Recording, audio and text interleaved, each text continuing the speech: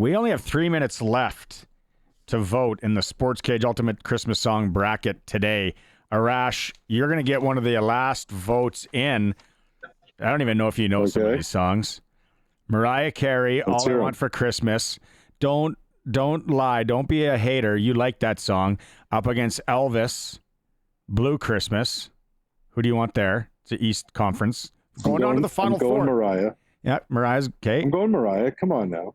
Mariah's going to take on, if she wins, Feliz Navidad by Jose Feliciano.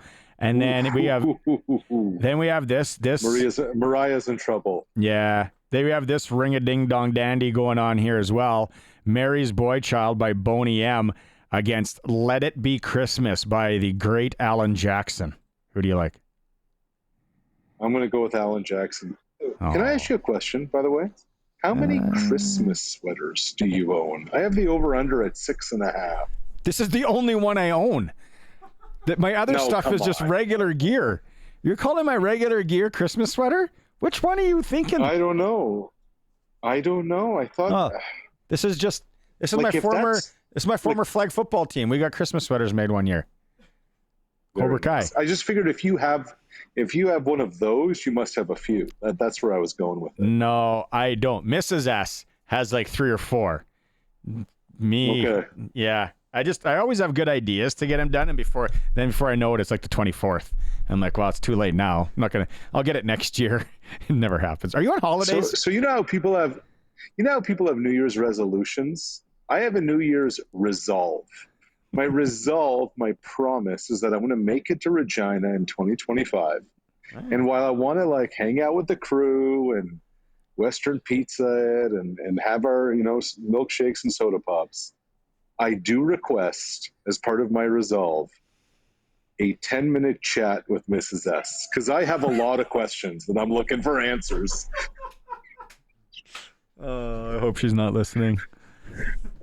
I hope she is. She is. We got in a little dust up this morning. Life's been too busy. Yeah, so we'll have a good time tonight. The boy plays hockey. Maybe have a Christmas drink at some point too. Kay, are you on holidays? I am after tonight, actually. I had a bunch of meetings today, and holidays take effect the moment I hang up this call. Because if you're watching the stream, I got a feeling that you were at an all-inclusive lobby, and you're already on holidays. I'm in the lobby of a building in downtown Toronto on Bay in Wellington. So not that it's a fun. Corporate building. Not that fun. Were you visiting your lawyer today? Republic. Were you visiting your lawyer? These elevators go up to 28 and 39, and the ones down there go to 40 and 47. The Dominican Republic. This is not. Hey, how about that trade? We know where Cody Fajardo is going now. Well, and we know where Cody isn't going, right? Like, Barney, we were very clear that he wasn't going to Saskatchewan. But I think clear. It actually, right. It makes sense for a few reasons. One, it got a little weird last year with Trey Ford and McLeod Bethel-Thompson. You couldn't have a quarterback room that continues that way, where MBT was the backup and then the starter and then the backup and then the starter. You almost need to have a clean break. So it makes sense to bring in a guy like Fajardo, who's a veteran, who understands how the business works, who can probably be a decent dude to Trey Ford, as he kind of goes through it. And look, the interesting part about this, and I think this is important to remember, is that when it's a trade, the contract moves. So Cody was under starters money. They'll probably restructure it and give him a little bit up front. But this is going to make sense because Cody's going to be taken care of financially. And because of that, he can be a good asset to Trey Ford. It makes sense, and then it doesn't make sense. I'm really curious because I don't know if they're going to be fair. And life isn't fair. If they're going to be fair to Trey now with this backing him up. But they will. And do you know why they're going to be fair to Trey? Because they're paying him $350,000. right? So like the contract is the contract is the contract. This is like, to me, this is where it gets interesting. I'm not so sure McLeod Bethel-Thompson is necessarily the backup in Montreal next year. He very well could be, but remember, he's a free agent. So basically what Montreal has done is they've bought themselves 2 months of a negotiation window with MBT to say, look, are you willing to come into camp as the number 2? Are you willing to open the season as the backup? But Davis Alexander has shown us a small sample size of what he can do as a starter. If things go a little sideways, or if Davis goes down, are you then willing to play for playtime? Like that to me is going to be an interesting story that we should be following over the next couple of months. Where's the next piece fall in the quarterback domino that is the CFL? Well, isn't it interesting? Like, we're a month after the Grey Cup, and the MVP of the championship game still doesn't have a contract for next season. So what happens with Nick Arbuckle? Where is Chad Kelly in his injury recovery? Like, Arbuckle did exactly what the Argos asked of him when he came in for Cam Dukes as a starter, but especially when he replaced Kelly in the East Final and then ultimately in the Grey Cup. I don't see the Argos offering Nick starting money, but if he's willing to play for number 2 money with some incentives, there's going to be an opportunity for him there. But Barney, like, the musical chairs are now over other than Hamilton. There's no starting job up for grabs. And you have a feeling the Tiger Cats, especially now that they have their GM in place, are going to find a way to make things work with Bo Levi Mitchell. So that's going to be the one name to watch, is what happens with Arbuckle and how much will that have to kind of coincide with how the rehab for Chad Kelly is going. Have you heard that, though? We had Justin Dunk on yesterday, and the reason that Arbuckle Toronto thing makes sense is because allegedly he's been promised a coaching job. Well, look, we know Nick Arbuckle wants to be a coach down the road. I think if there's something we've learned about Toronto this week is they don't quite know how to structure coaching contracts. Brent Monson's now the defensive coordinator in Hamilton and not with the Argos. But it makes a ton of sense if that's something you're promising. Here's the issue. This is the epitome of a year-to-year league. Yeah. Like, how can you promise somebody a job when you don't know where anybody is going to be after a year or two? It definitely is. Definitely is. Right? Like, I mean, think about it. What's a good example here? Like, the Hamilton Tiger Cats in 2021 got to the Grey Cup, and within a year and a half, they made a coaching change. You know, the Montreal Alouettes win the Grey Cup in 23, and by the end of 24, they've traded the Grey Cup MVP, who was their quarterback. So you can tell them, hey, wherever I go, I'll bring you on as a coach, but who knows where that'll be and when that'll be. Okay, let's shift to the NFL. Patrick Mahomes practiced today. To me, that doesn't surprise me. You think it's nuts? Okay. To me, it's nuts because it's a high ankle sprain. And usually those are going to be at least 2 games. Like, those can be really tricky things. And I get what you're saying. Like, for those watching the stream right now, like, when you look at the hit and when you watch him limp off the field, why doesn't it surprise you? I'm curious. Because was it last year he did this? He had the ankle problem and he just kept playing through it? Yeah. The high ankles are different, though, man. Oh, I know. The ankles are different. And look, Vegas has Houston as the favorite this week. Like, I think everybody expected Mahomes would be out this week, but if he's practicing in full without an injury designation in practice on Tuesday, what does that say about his status for Saturday? Coulson tweeted, and like, he can't, that Los Angeles game, like, I was shocked he didn't get hurt in that game. I'm telling you, Chief fans got to be worried here. Well, I think if you're Kansas, and it's not just because of Mahomes' health.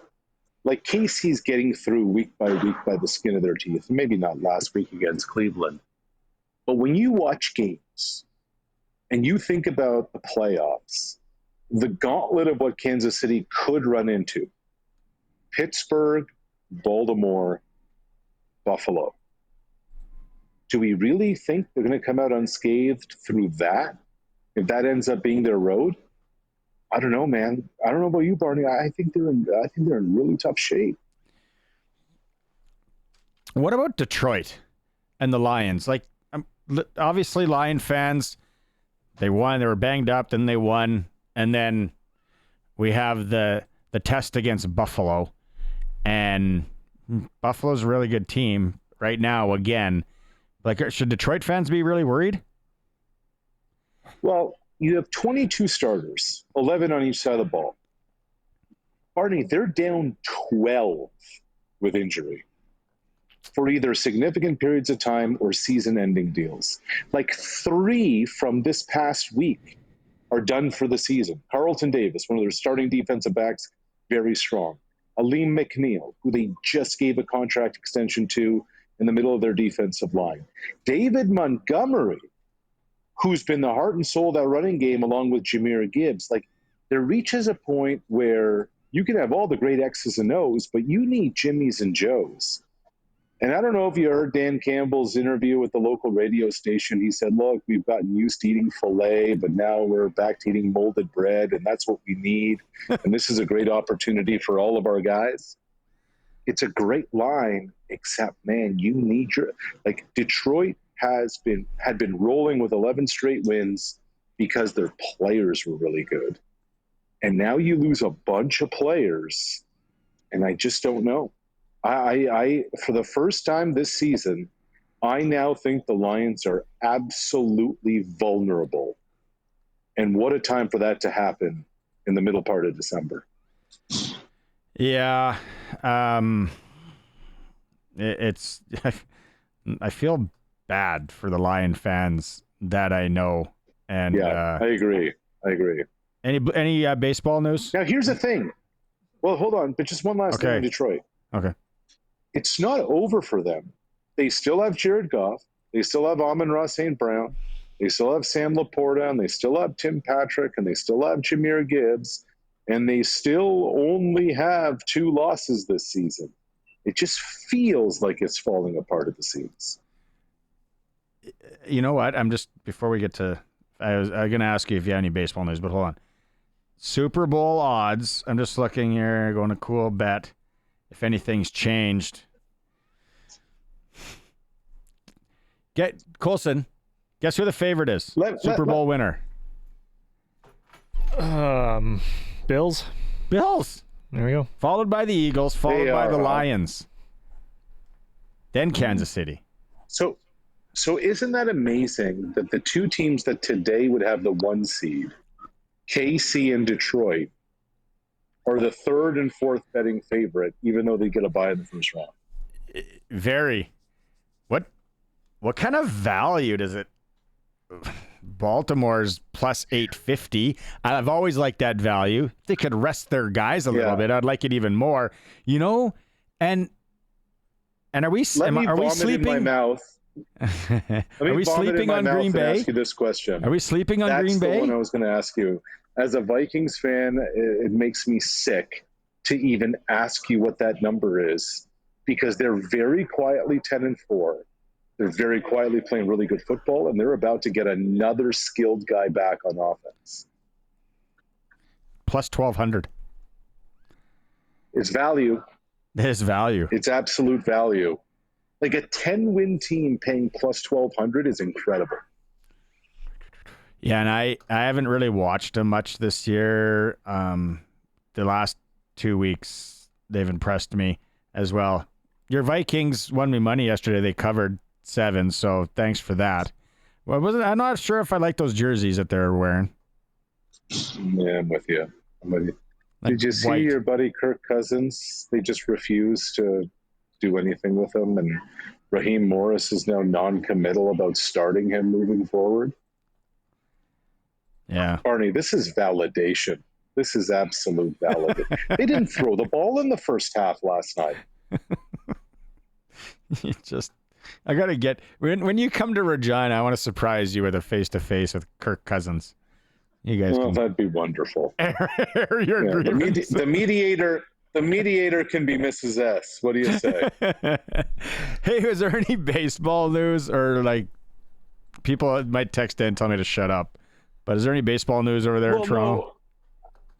No. I think that your audience still has a following for the Jays. Let me go over all the Jays news from today and last week and the week after. Meanwhile, the Yankees go give $200 million to Max Fried, the largest contract ever for a left-handed pitcher. Today, they trade for Cody Bellinger, the former MVP in the NL. They don't give up a ton for him. They're gonna, the Cubs are even going to eat some of the salary. I can't. Look, I've been around the Blue Jays for a while, as you know. I can't even explain it. I don't even know how to explain what they're doing this offseason. It's baffling for a team that finished in last place last season. Yeah, the diehard fans, I don't know how you do it. Just talk about sitting on your hands and all that. Well, are we? You're on holiday. Are we still gonna do this on Thursday? Oh yeah, absolutely. I won't be in a dress shirt and I won't be in a corporate building. I promise you those two things. Yeah, it's and it's allowed for a corporate building. And Tuesday at what time is it there? 7 o'clock, 6 o'clock. 5:52. Yeah. Yeah. By the way, I just a shout out to the guys behind the glass. I usually send my my requests for visuals pretty early. I sent them 20 minutes ago, and they had everything ready and cut, ready to go. So, Colson, Curtis, appreciate you guys both. Look at that! They just gave each other a big high five. Oh, see, you're building this team. You're helping build this team, Arash. That's what you are. You're a veteran. Fellas, when we meet, you know what? When we, not me, meet with Mrs. S, we'll extend the meeting to 30 minutes so you guys can ask some questions too. You guys, pigeons. Okay, let's do this on Thursday. Thanks, Arash. Look forward to it. See you, boys. See ya.